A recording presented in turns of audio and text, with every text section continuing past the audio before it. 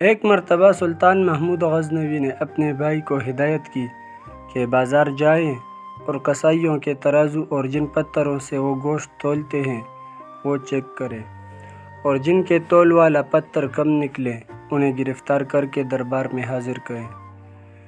وہ بازار جاتے ہیں، پہلے کسائی کا تول والا پتھر چیک کرتے ہیں تو وہ کم نکلتا ہے۔ کسائی سے پوچھتے ہیں کہ حالات کیسے چل رہے ہیں۔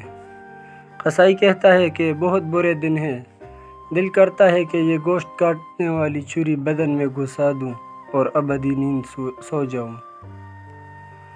وہ آگے بڑھتے ہیں، دوسرے کسائی کے تول والے پتھر کو چیک کرتے ہیں، وہ بھی کم نکلتا ہے۔ کسائی سے پوچھتے ہیں کہ کیا حالات ہیں۔ وہ کہتا ہے کہ کاش اللہ نے پیدا ہی نہ کیا ہوتا، بہت ذلالت کی زندگی گزار رہا ہوں۔ وہ آگے بڑھے، تیسرے کسائی کے پاس پہنچے، تول والا پتھر چیک کیا تو بالکل درست پایا۔ کسائی سے پوچھا کہ زندگی کیسے گزر رہی ہے۔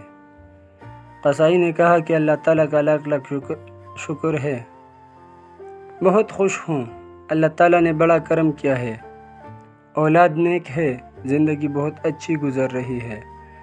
وہ واپس آتے ہیں، سلطان محمود غزنوی پوچھتے ہیں کہ کیا حالات ہیں، تو انہوں نے کہا کہ کئی کسائیوں کے تول والے پتھر کم نکلے ہیں۔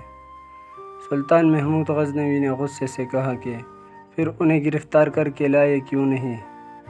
تو اس نے کہا اللہ تعالیٰ انہیں خود سزا دے رہا ہے، ان پر دنیا تنگ کر دی ہے تو یہاں لانے کی کیا ضرورت تھی؟